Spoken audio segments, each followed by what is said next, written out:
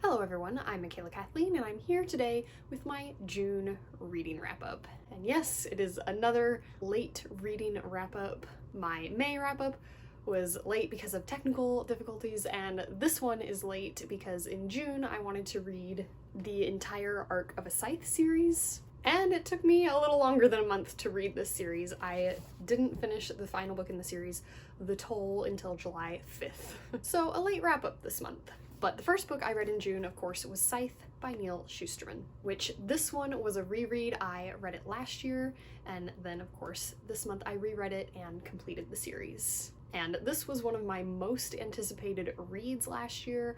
I thought the concept was so cool. One of my childhood favorite books is Downsiders by Neal Shusterman, so I had super high expectations for this one. And I rated it 4 stars last year, because I liked it, but it wasn't like as exciting as I thought it would be. And then on my reread this year, I liked it even less, which had me worried for the rest of the series.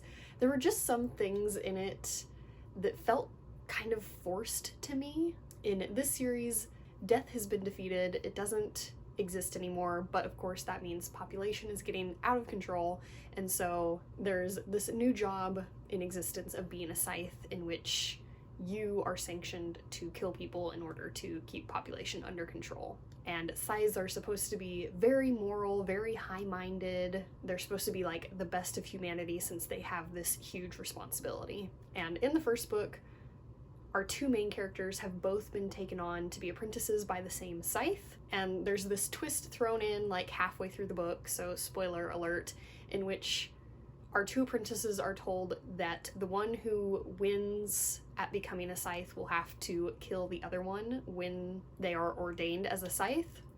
And it's all just very kind of manufactured feeling drama to me. I ended up downgrading this one to 3 stars upon my reread, and I was worried going into the rest of the series. That being said, I did still enjoy this one. If you want to see my initial reaction to it, you can go watch my wrap-up from last year where I talk about this one. But moving right along, after that I read the second book in the series, Thunderhead.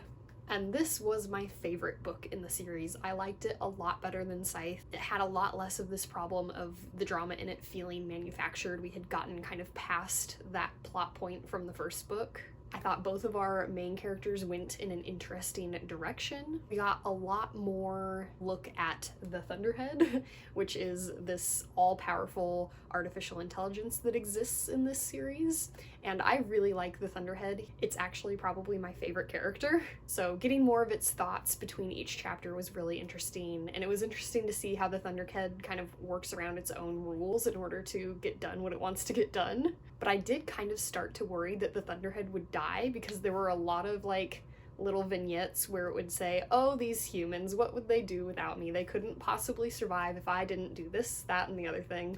And I was like, is the Thunderhead going to die and we're gonna have to see what happens when they no longer have the Thunderhead to rely on?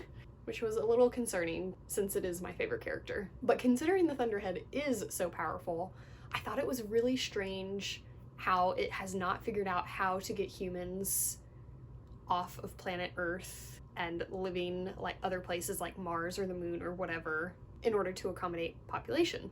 But that was eventually kind of explained on why it has not been successful. This second book gave me both the program and A Clockwork Orange vibes. Just a little side note. And then also this book had so many twists and they were huge, so that was a lot of fun. We also got some new characters. Some I really liked, like the librarian at the Library of Alexandria. I really liked her a lot. And then other new characters I didn't like as much, like Purity. I did not care for Purity.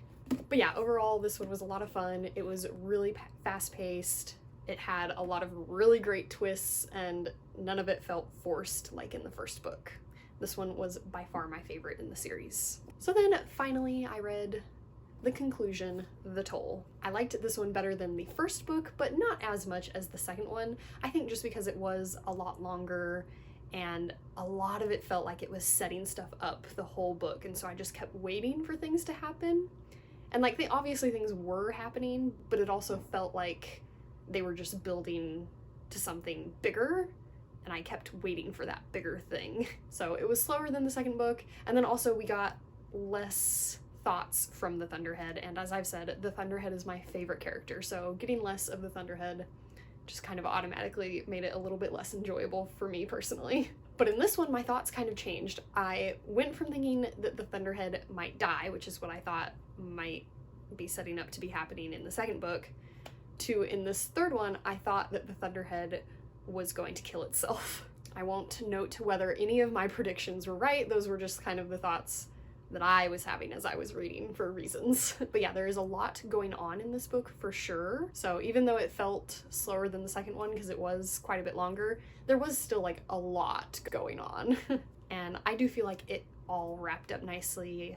I think where all of our characters ended up made sense. And it ended on like a nice hopeful note. One thing I did kind of wonder by the end was, so there were kind of two options at the start of when everyone became immortal for what path to take for population control, and we see the path that was taken in the series, and then we see what the alternate path was, and it kind of just makes you go, why wasn't that the chosen path? That makes more sense. But that's just me personally. So yeah, in the month of June and part of July, I read the Arc of the Scythe trilogy, which I didn't love as much as I thought I would, but overall, the overarching rating I would give for the whole series is probably 4 stars, so it was definitely an enjoyable read. Let me know down below what you read in June. Let me know if you've read the Arc of a Scythe trilogy and what your thoughts on it are. I hope you enjoyed watching. Now on to the quote for today's video, which today I have one from The Sisterhood of the Traveling Pants by Anne Brashares, and it goes, "I'm afraid of not having enough time. Not enough time to understand people, how they really are, or to be understood myself. I'm afraid of the quick judgments and mistakes that everybody makes. You can't fix them without time. I'm afraid of seeing snapshots instead of movies." Thanks for watching. Remember, words matter.